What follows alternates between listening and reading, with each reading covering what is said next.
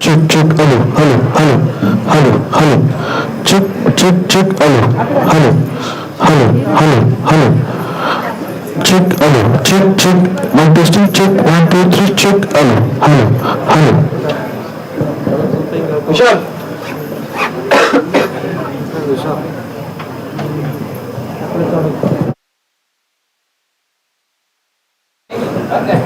Baby Vishal. Check, check, hello, hello, hello. हाँ sir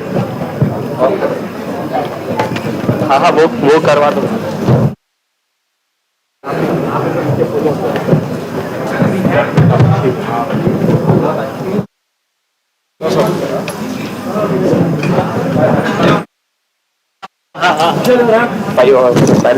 क्या हुआ let the panel call the parent okay on the phone all things are filled yes sir ಇಲ್ಲಾಗಿ ಇನ್ನೂ ಜನ ಬಂದ್ರೆ ಮೇಲ್ಗಡೆ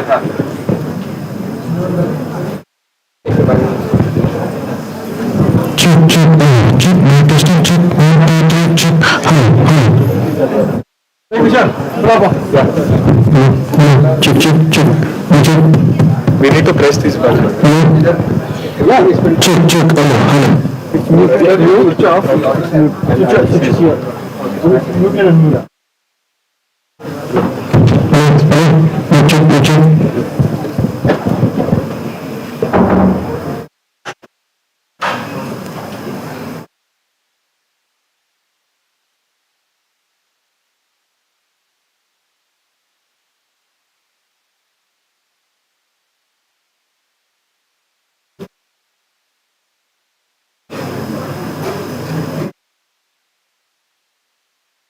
Check, check, hello, hello, check.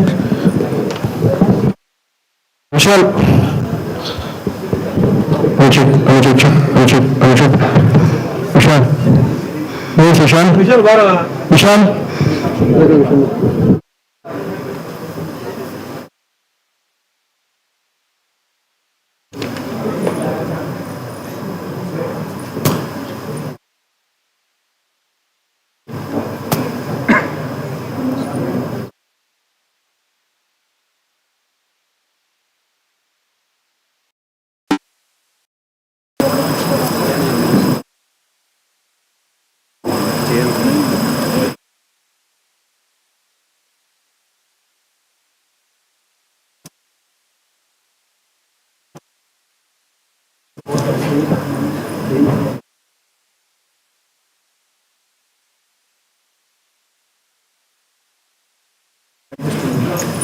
और एक chair डालना चेयर थोड़ी छाप लो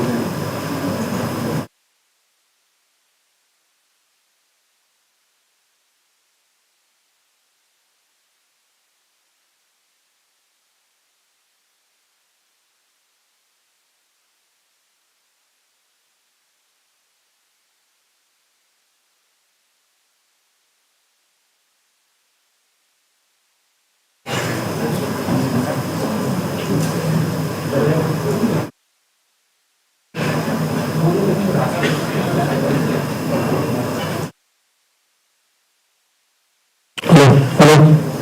Hello, Vishal. Just me, just, hello, hello. चूर कुर्सी ले Hello, hello. चूर कुर्सी ले Hello, hello. True. Hello. Hello, hello. Hello. Wait, just. Yeah.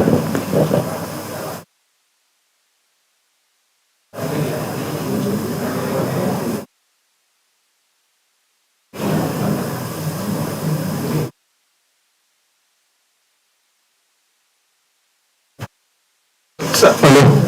Hello. Hello. It's enough. Hello, test. Yeah, not all six will talk. Hello, test. Hello, test. Hello. Hello. Not all six.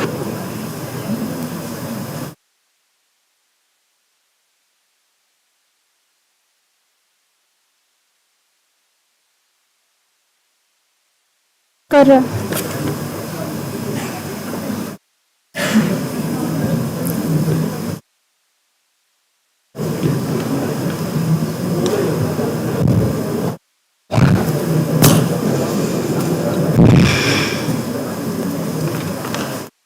हाँ तेरा flow पता है क्या?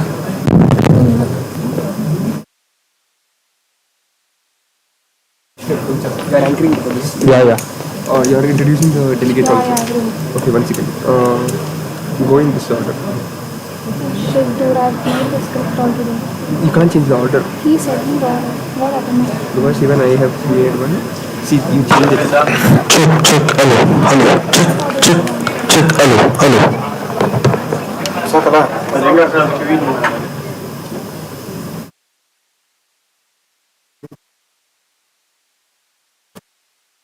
I तब तक start करना शुरू. Okay.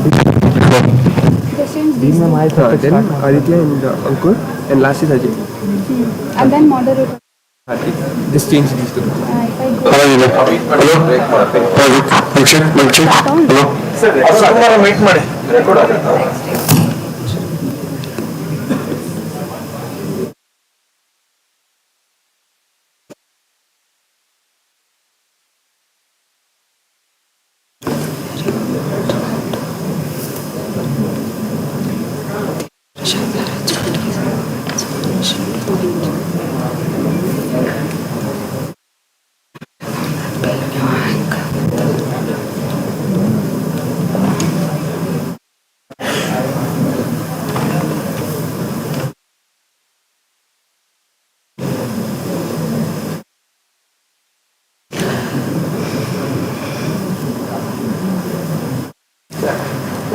Budding engineers, ladies and gentlemen, a very warm afternoon to all of you.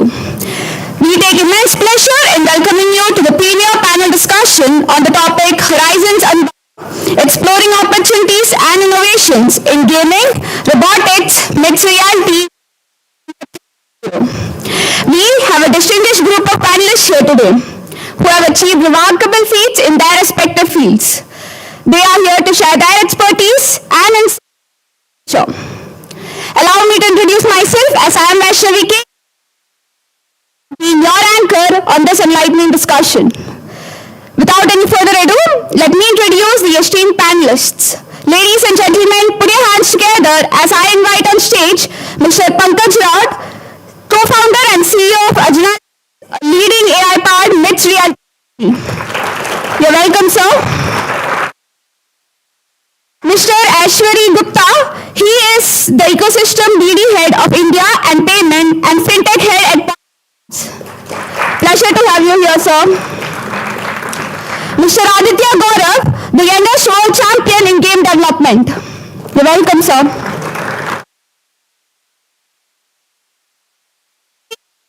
Advisory to property.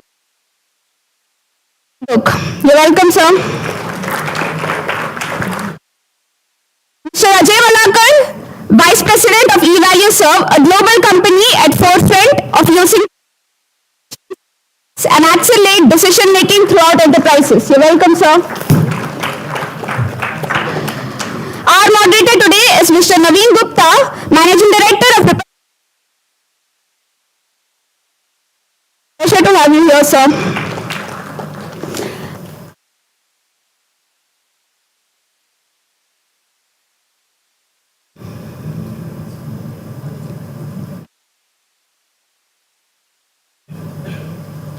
Check. Yeah, it works. Thank you. I'll hand over the session to the moderator. Thank you, sir. Thank you very much, Vaishnavi. Yeah. So, you know what is the test that this panel has been useful to you? Right. So we'll take a quick vote of how many people are sleeping in the audience right now. Okay, how many people are awake? Raise your hands. Yeah, so we will do the same check at the end of the session. If 50% of the people are sleeping, then we have been successful. If more than 50% of the people are, then the panel has not done a good job, right? So the reason this is called the graveyard shift, so the graveyard shift is post-lunch shift, which everybody wants to sleep.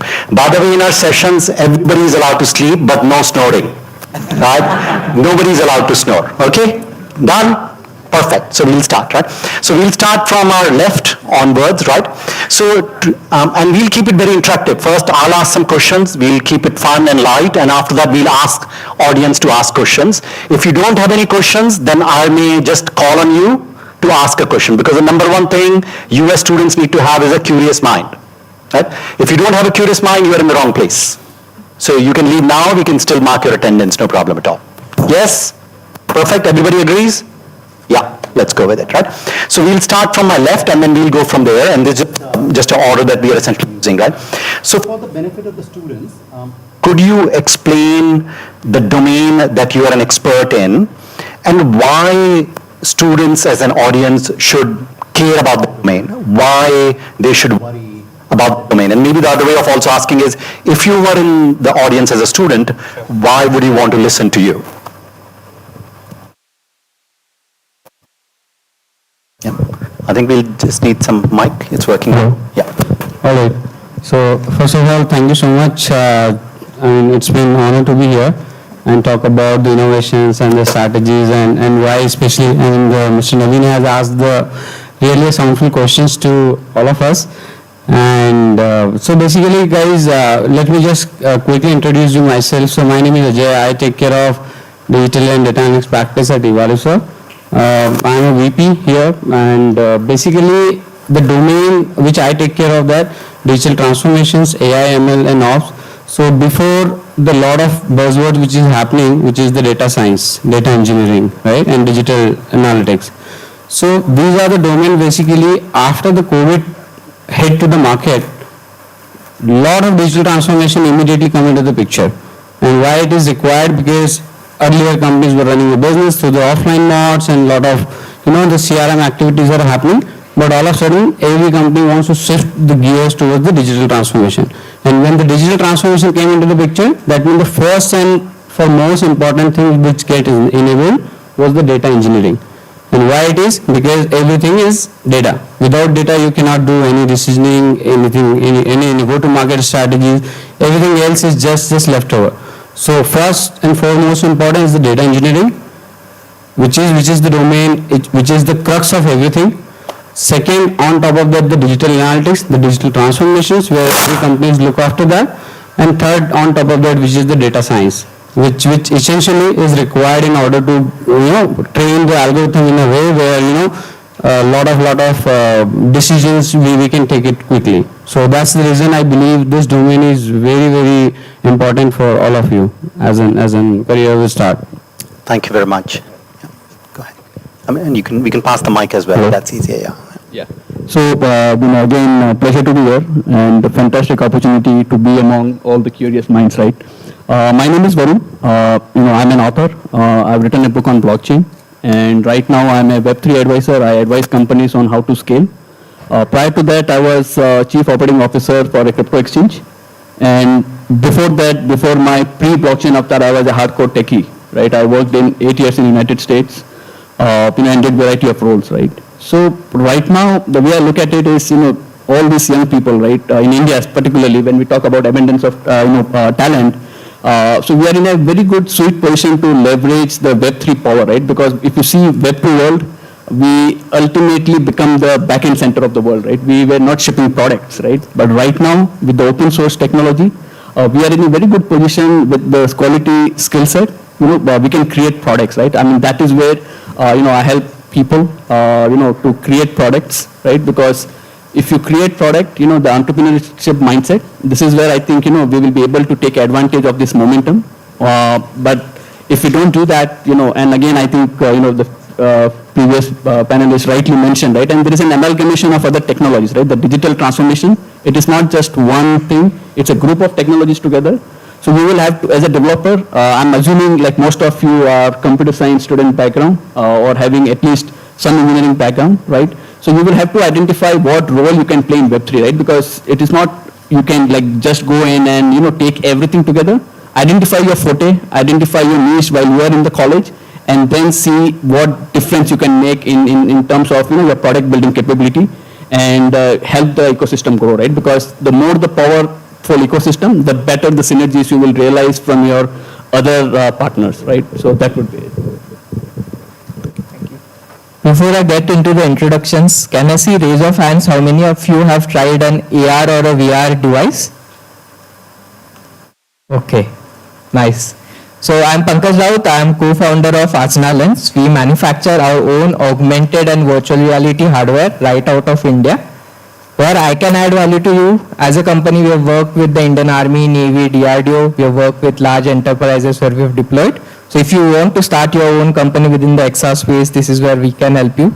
Also, if you want to build your career within the XR space, is where I can help you and guide you. And that is, I think, why you should listen to me now. Hello guys, let's break the ice. So I see that you guys are from all sort of domains, and you guys have a lot of knowledge, and to break the ice, I'm about the same age as you. I'm 19, and I am from the gaming industry. To give you a perspective, gaming industry is bigger than music and the movie industry combined. So I think that you should be hearing me because this year I participated in the World Championship, actually last year, May 2022. The batch was known as GDWC 2022 to 2023, and this year I became the youngest world champion and probably the first world champion in game development space in the whole world out of 149 countries. To actually take that award to India, and the primary reason of me wasn't to actually get into the game development space. When I was in 11th, I got introduced to such betas of those games named as Sandbox and Decentraland. And back then I saw two things that I can do immediately. Me and my friend was playing on Discord and voice chat as usual. And we thought that we can do two things. First, we can make it better than them. Second, we can do it a lot earlier and easily. Because I was working in the development space since I was like 15 and a half in high school.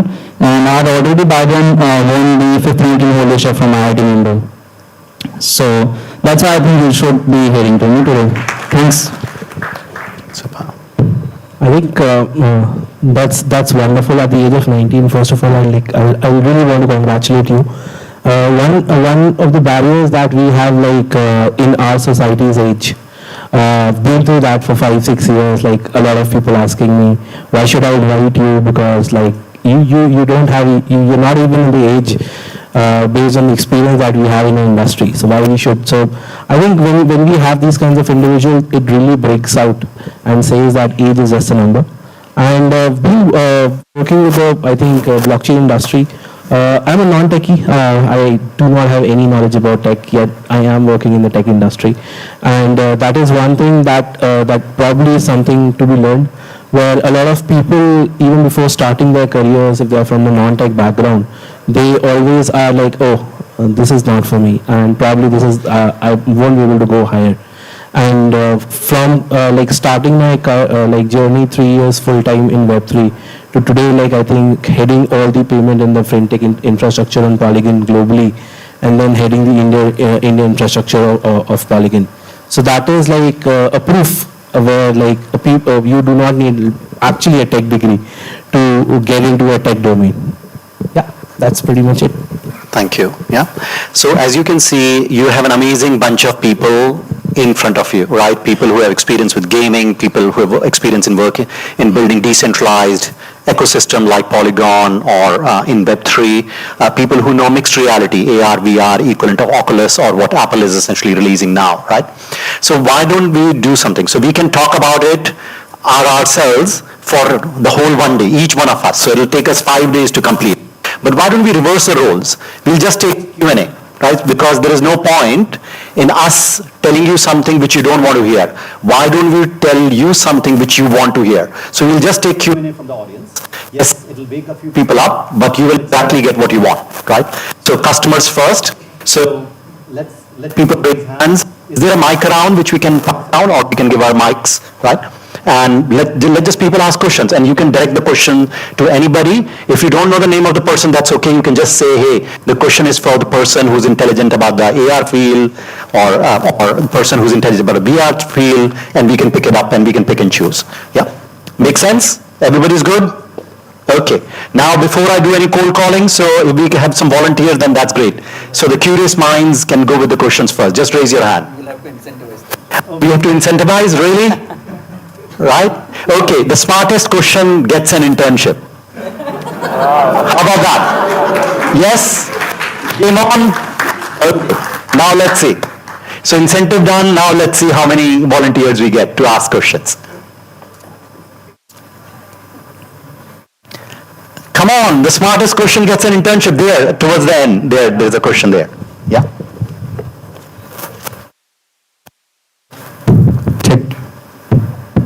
So, sir, you were talking about AR, VR. So, there are different types of, virtual realities that are coming up now. So, could you explain about how they are related to the gaming industry also? Hello? How they are related to gaming? I think everyone knows AR VR is only for gaming, and that's what the common consensus has been. I'll actually answer that many things that you do on a 2D screen, let's say a lot of you play PUBG. What if you get into the 3D world of PUBG and you play within that, right? You have an actual thing, you're moving around with friends. Imagine a scenario wherein you are with your friends inside your house and everybody is wearing these glasses and you have zombies coming in your room from all around and you're fighting them, right? So that are the kind of use cases that are within gaming. But where we focus on is mostly on the learning and development, because that is where the highest impact is. Think about learning piano. What if you wear glasses and a digital piano comes in and the best tutor in piano, an AI version of him, comes and guides you through that. Traditionally, it would usually take about 3 years for you to master piano, but with AR and VR or our Asna Vidya, you'll be able to do that within a year. So it's saving you a lot of time and cost. I hope that answers. Yeah, thank you. Next question. Yeah, please go ahead. So my question is, how immersive can VR be in terms of percentage, if you can? I'm taking this question. So in terms of immersiveness, I think I'm the best person to answer it here, because I'm the person to create the world's first photorealistic metaverse currently that is existing.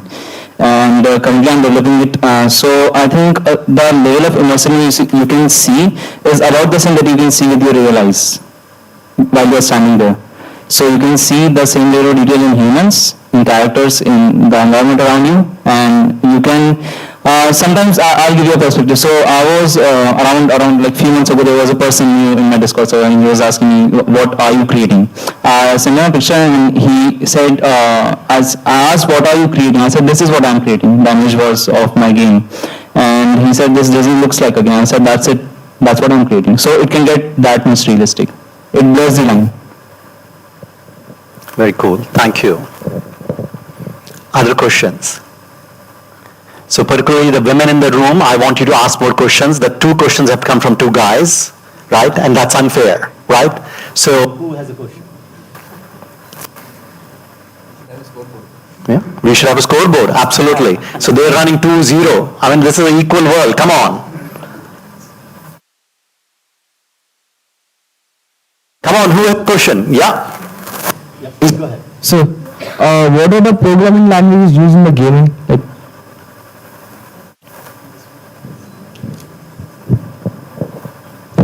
Yeah, it's working.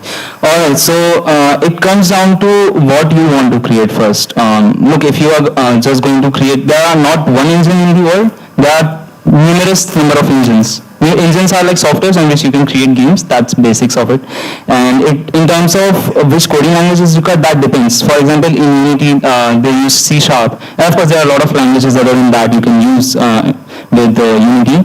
In terms of Unreal Engine, which I'm building, it uses C++ and Blueprints, the native coding language for Unreal. And there are a lot of other engines such as Godot and like the numerous, you can just go and Google and search. It depends what you want to create, whether it's a 2D, whether it's a 3D, and in terms of 2D or 3D, to which level you are going to create it. Is that a realistic thing? Is that you're creating for maybe probably your own interest or probably for your own friends? So that depends what you want to create. I hope that answers the question, John. In the gaming industry, should we update our skills regularly, like the programming skills and everything? In software industry, we are updating skills by every 6 months, and we have to update the skills. In gaming industry also, should we update the skills and everything? I actually didn't got your question. Can you please repeat?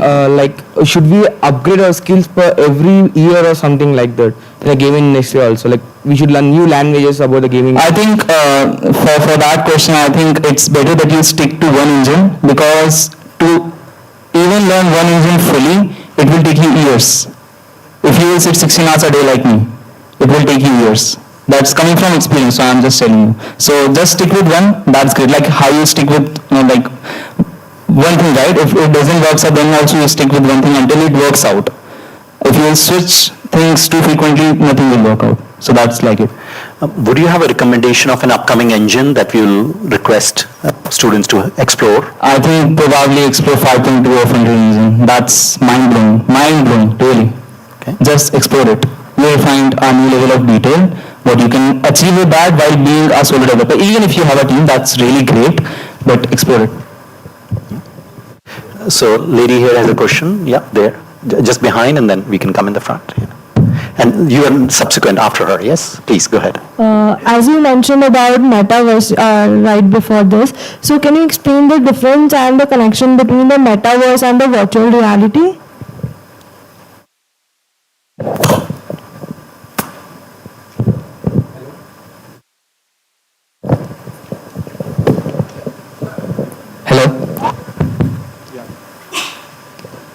All these industries are pretty new. Every company slightly has their own version of what they call metaverses.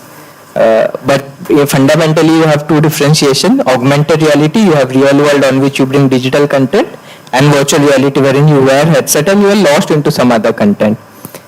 What according to us and how we at Asnalens define metaverse is like a 3D version of internet. You can access this metaverse, let's say, through a 2D screen like a computer or a laptop. But the ideal way to experience this metaverse is through wearing virtual reality headsets. So that's how they are connected. One is a technology, AR and VR. The other is more like an internet, a platform. Thank you. The lady behind, yeah, in the check shirt. So my question is that being in India, how safe is investing in cryptocurrencies? And if you think it is, which is the best one to invest? I mean, given Bitcoin is not legal in India. So firstly, at least as per I know, in Indian laws, it's not illegal to invest, right? So of course, it's complicated because there is transaction tax and there are a number of things that you have to get through. But outside of that, it's not legal to invest in cryptocurrency. You can invest in cryptocurrency. Also, you can get paid in cryptocurrency as well. So for example, if you're a freelancer, hopefully a number of you college students are freelancer, we are writing code. You can bid for a code and let's assume you get that project from a freelancing assignment from anybody, then you can get paid in cryptocurrency as well. Of course, that can be declared as tax and then you pay your tax on it. So it's fair and square and legal for you to be able to use it, right? So the best cryptocurrency to invest in depends upon the use case that cryptocurrency is meant for, right? Because what you're investing in is why that cryptocurrency should be useful, why there should be utility. For example, the reason Ethereum has utility is because there is a smart contract capability within it. So let's assume, just as a simple example, you and me, we make a bet against each other to say if the temperature in Bangalore reaches 35 degrees today, then I'll pay you 100 rupees, right? So what the Solidity, what we could do is we could drop a smart contract. The moment the temperature reaches 35 degrees, it will deduct 100 rupees or its equivalent value in Ethereum and from my account, my wallet, and put it in your wallet, right? So wherever you would find a greater utility, then that's an ecosystem that is going to develop, and hence, of course, that particular cryptocurrency will be in greater use. Yeah, thank you. Just to add on, like how you see cryptocurrencies today. Very simply put, any cryptocurrency, like when you look at money money is a medium of exchange, right? And as a medium of exchange, the government has mandated that if you're going out and using the Indian currency, which is there, the fiat currency, nobody can refuse acceptance of that currency, right? So that is what exactly is the state of money. Now, is cryptocurrency that? Answer is no. Then the second thing that comes into picture is, after you look at how this thing is, there's a medium, apart from that, is a store of value also, right? And also apart from that, like, you have multiple other things like gold, silver. Now, is it for you that you can go to a shop and pay in gold? Yes, you can. But is it like mandatory for that shopkeeper to accept it? No. Why? Because the government does not put it as a mandate. It's a similar stance with crypto. So can you go out and pay it in crypto? Yes. Can you go out and buy, sell? Yes. But can you go out and say, okay, I have cryptocurrency in my wallet and I want to, let's say, pay for this maza. Is the shopkeeper like under obligation to accept it? The answer becomes no. So that is the only fundamental difference. And like if you compare these assets, so even gold also, like if you gold, silver, platinum, whatever these are not like legal tenders. And same way, cryptocurrency is not a legal tender. And so you can go out and trade, you can buy, purchase and everything like that. That is not illegal. We have multiple taxes, like I think we've already talked about. Yeah. Yes. Yeah, please go ahead. Hello. Yeah. So I think the fundamental thing is always do your own research, right? You might hear multiple versions of that coin is going up, that going down, right? So the way you look at this entire ecosystem is, I mean, again, Naveen very rightly mentioned, right? Identify the use case, right? Because when you invest in the potential of that thing growing, right? So you will have to identify what is that thing which makes it grow, right? Like say Ethereum has the smart contract capability, right? Today, by far, Ethereum is the most popular ecosystem it has. Their standards are very robust, right? So that gives a sense that, Ethereum is poised to take lead over other blockchains, right? So you will have to do your own research. There are various tools available. Of course, there is an avalanche of information there. So you will have to get connected to right people, have right mentors, and identify a way that you can evaluate yourself, right? Because the more you know things, the better clarity you will have, and you will not be dependent on anyone else to take these complex decisions, right? Because end of the day now, with this new asset class coming in, more and more people are, investing. Right now, the Indian ecosystem, it's a bit, challenging because of, various taxation laws. But eventually, that will also be coming to its own terms, right? As people become more mature and more understanding, and we see less of scam. So always do your own research. Don't rely on anyone else, on their feedback or on their recommendations. You should know what you're putting your money into it, and that's the way to grow. Yeah, but a very good question. Thank you. 3-2, right? Yeah, 3-2.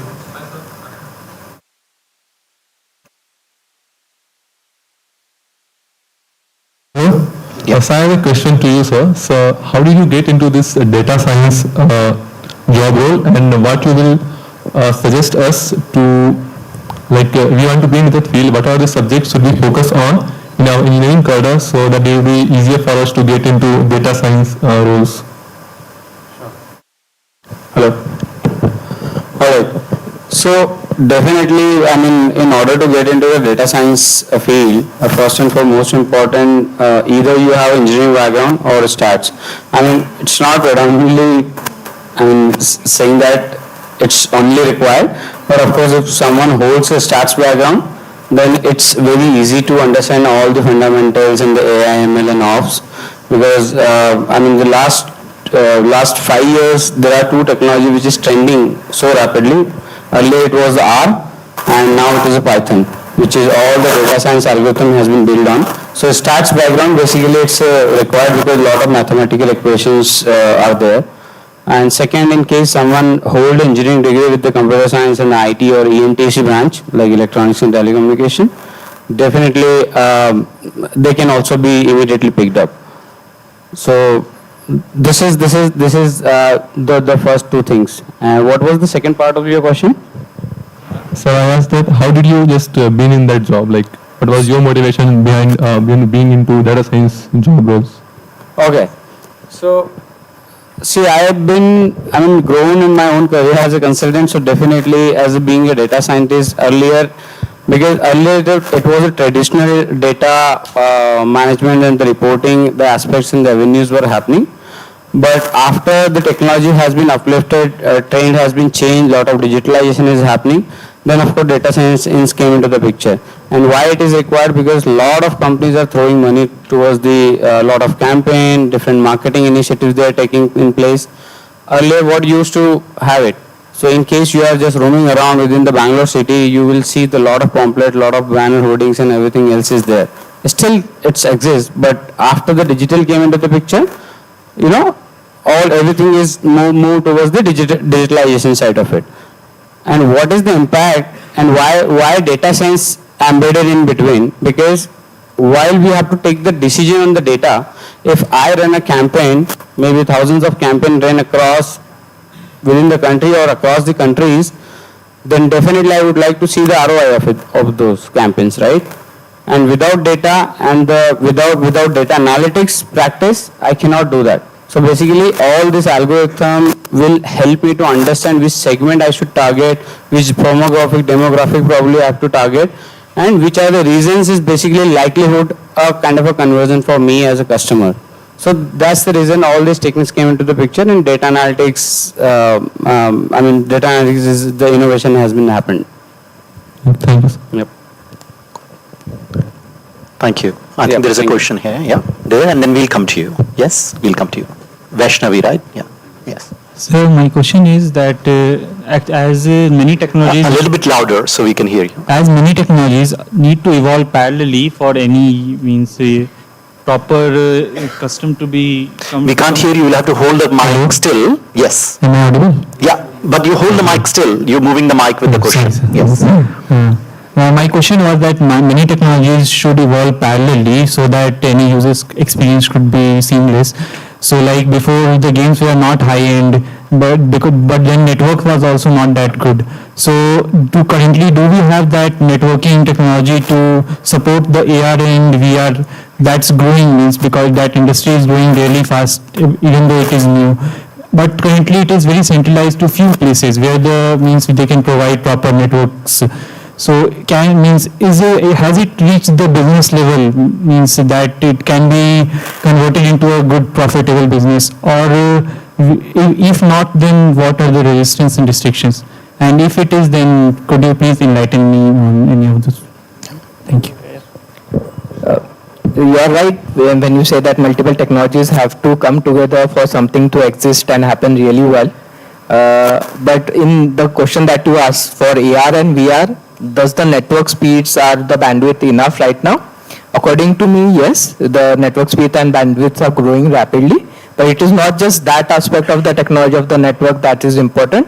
Now there are algorithms and technologies which can decode and encode very rapidly.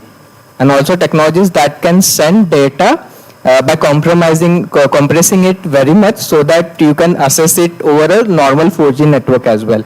And this is what we have been doing. We are training more than 20,000 people in Karnataka within Metaverse, which are live streamed over through a single server. Right? So it's already happening. The network bandwidth is there, but also the backend softwares and algorithms are also working well.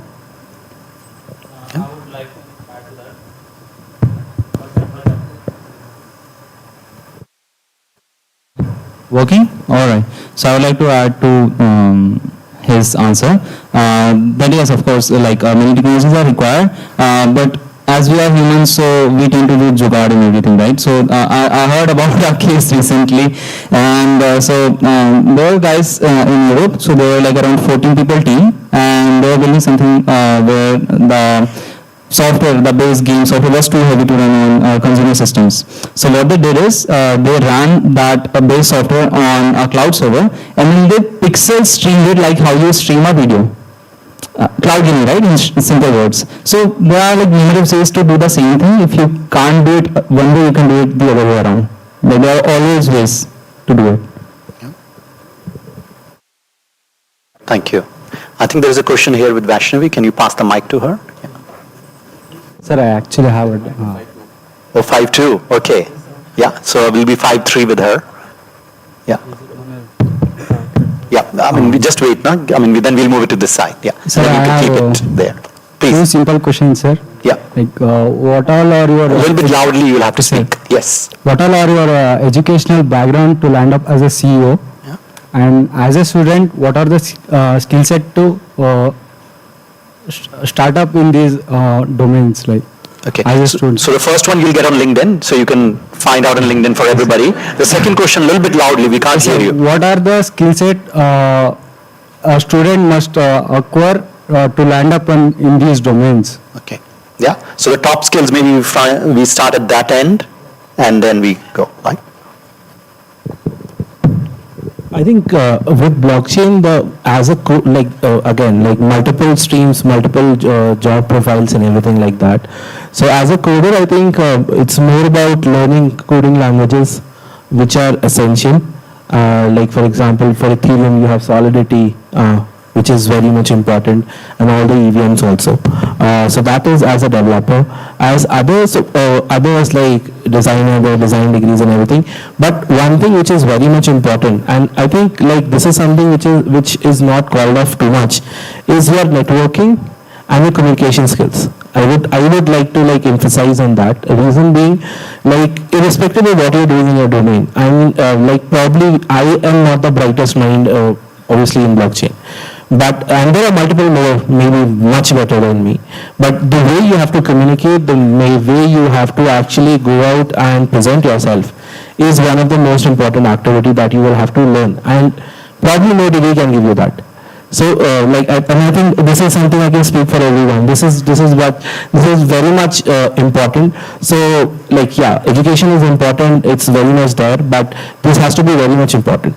Like, again, back to blockchain, it's more of like if you're a techie, the languages and everything. Analytical mindset is something. Analytical and curious mindset is something that probably would do the work.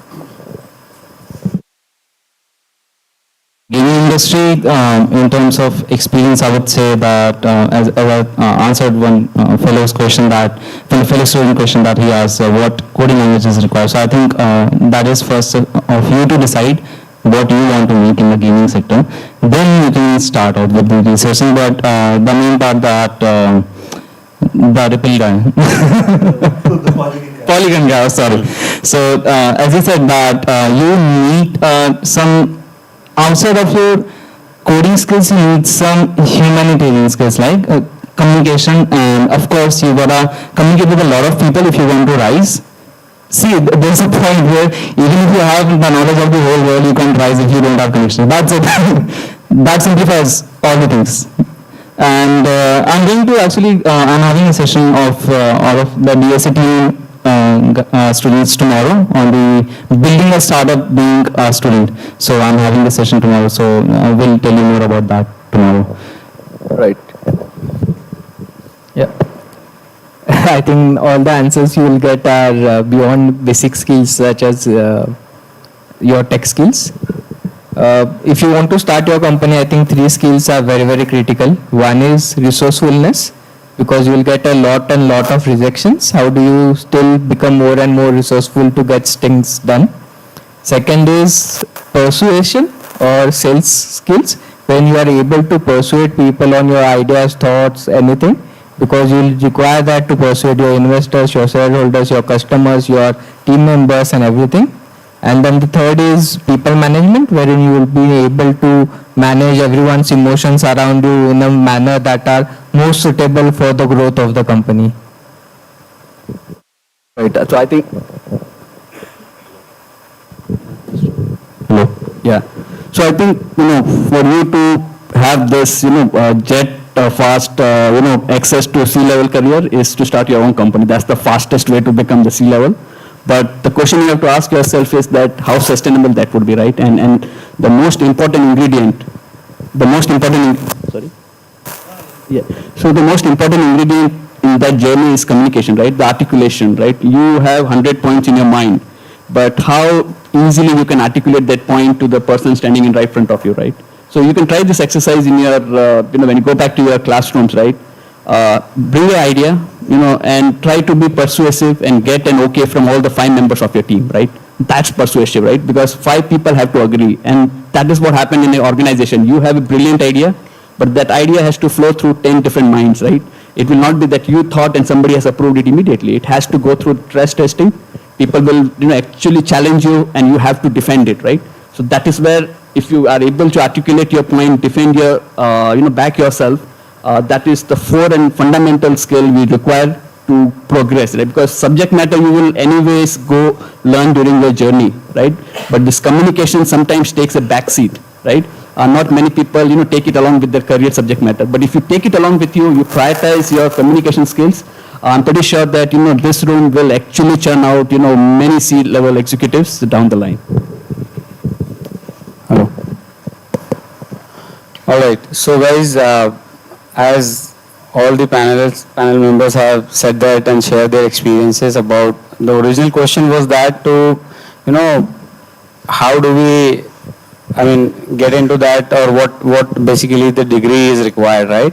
So of course, basic answer was that any graduations is required definitely to get into that, and the passion.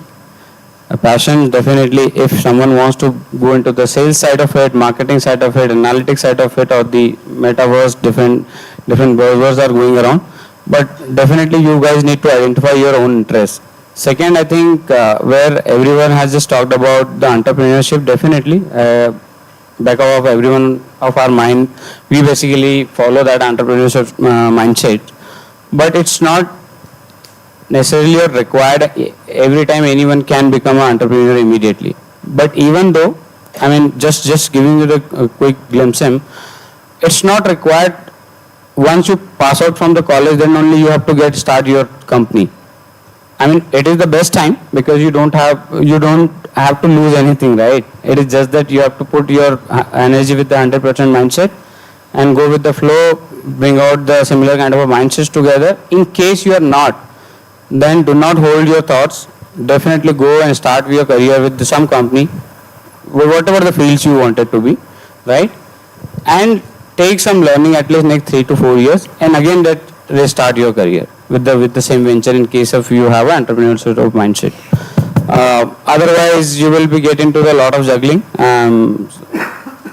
Third and fourth, most important thing, if people have a mindset to get into the good company as an employer, who wants to work into the product side, who wants to work into the sales side, consulting side, advisory side, definitely you guys have to, and I'm sure everyone has engineering background right now. The analytical mindset, as all panel members had just said that, because analytical mindset is important. It's not, no one is going to look at the degree, what percentile you scored in your final year. It's just that, okay, the first division degree is that's enough. Second, logical brain you have to use whenever, because lot of things is driven by AI, ML, ops, and the metaverse which is getting created every day. Lot of algorithm, machine learning languages getting used. So you have to be analytical in mindset. In case someone don't hold an analytical mindset, then my recommendation, then of course you have to find out your own interest areas, wherever your strength relies, and go for it. Yep. So thank you. तो सब लोगों ने English में बोला, मैं हिंदी में बोल रहा हूँ. हाँ, इंजीनियरिंग कॉलेज की डिग्री खत्म होने से पहले अपना धंधा चालू करो. हाँ, अगर बंद हो जाएगा तो भी बहुत सीखोगे, अगर चल जाएगा तो भी बहुत सीखोगे. And you just do that, and that will make you whole, because the college is anyway teaching you the academic side which you'll excel in, and then अपना धंधा करोगे तो life सिखाएगी that there is no looking back. I would like to add to all of our answers and say this, being a student, just remember this in mind, entrepreneurship looks flashy from the outside. It's way lot darker on the inside. You'll be facing like sleepless nights. This is not to just say to scare you guys. I face this myself, like 3-4 hours of sleep a day is like max I used to have when I was developing the game. So like you can have this, like mentally be prepared for that if you are going to that place. Mentally be prepared. And on the second part, as Ajay,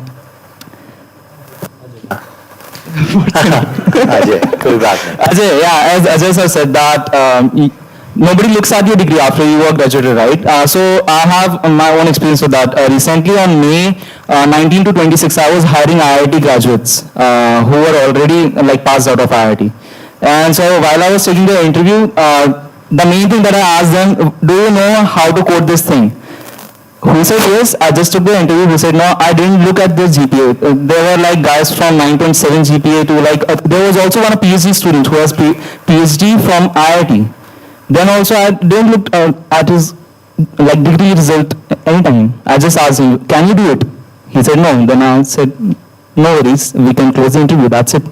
Nobody looks at that, right? Just remember that. That's the ground reality, guys. Yeah. I mean, no one is going to look at all the academics throughout the career. Maybe it will just a teaser. It will get you entry. If you don't write maybe engineering degree, then people will not shortlist your resume. But resume shortlisting doesn't mean you will get a job because you did from somewhere else, right? But be analytical and be mindful and be conscious what you want to pursue in your career. That's all I can say. Yeah.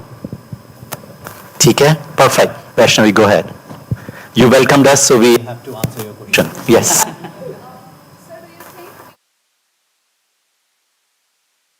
Every level, like should it be our main goal to approximate physical reality like as much as possible?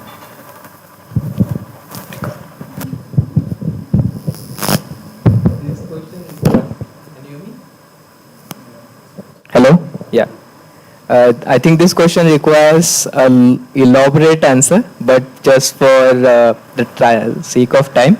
Yes, virtual reality can be used to create as real situations as possible. It could be used for medical purposes. It could be used for training purposes, where it's very important to create situations which are very hard to do in real life. To give an example, on an oil and gas rig, if you want to train around 120 people on, if there is a fire on an oil and gas rig, how would you firefight that? Making the situation in VR as real as possible is very critical, so that more and more people are used to it. It will save millions of lives. So in the same way, I think it is very important to have the VR go towards ultimate immersion. Thank you. Yeah. Please go ahead. We'll circulate the mic. Yeah, please go ahead. There itself. Now it's stay in this area for a little bit. Hello? Go ahead. Yes, sir. As you all know, we have ChatGPT, Bard AI, and many other AIs working on, okay?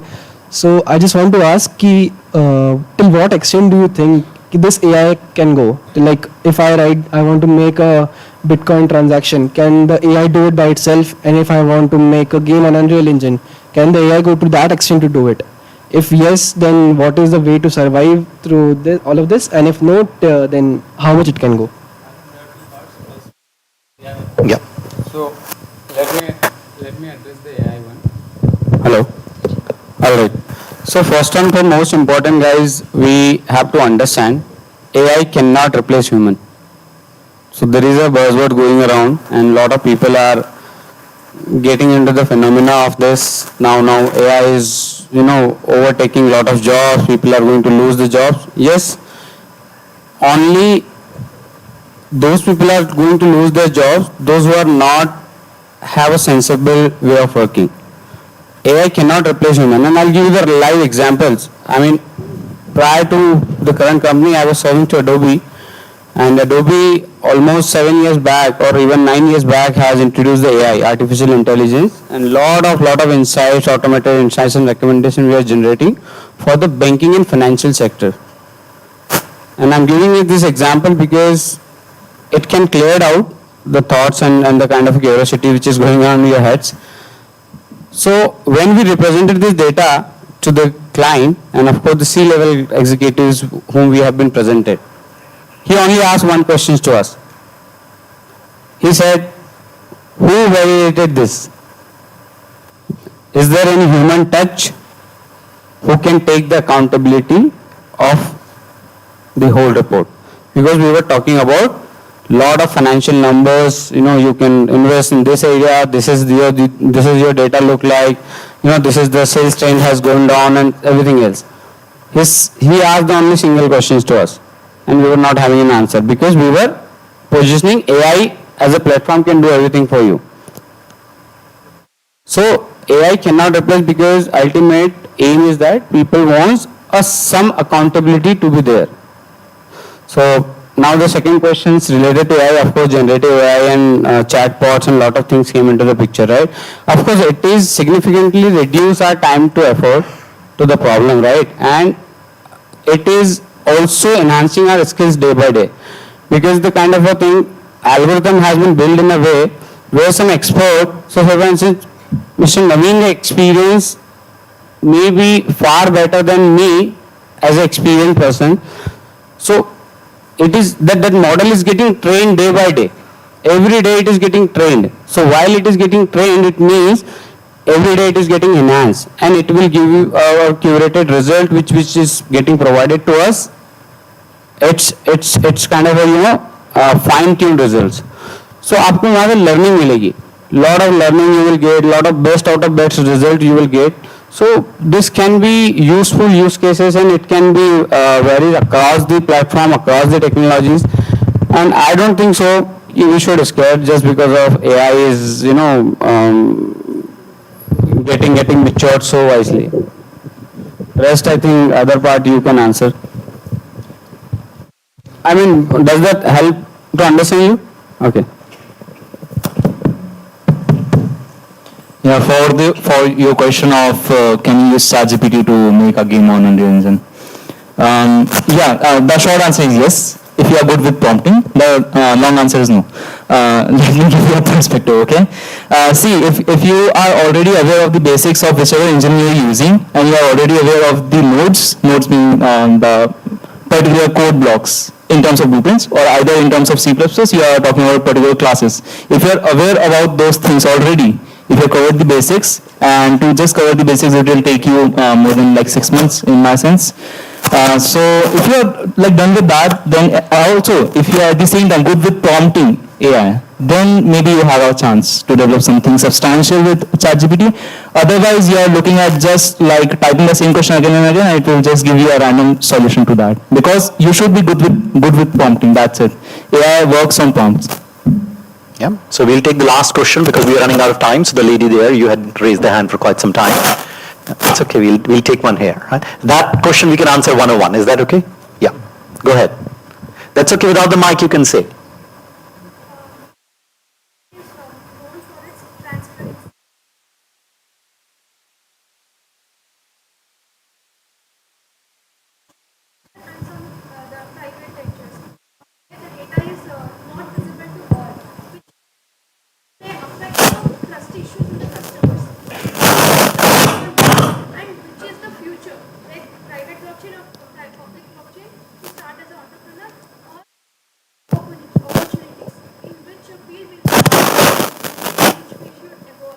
Yeah, so I can answer that, right, very easily. So private blockchain, or the blockchain which is permissionless or with permission, is just one of the aspects of the blockchain. So it's like learning internet, and within the internet you will make different kind of apps.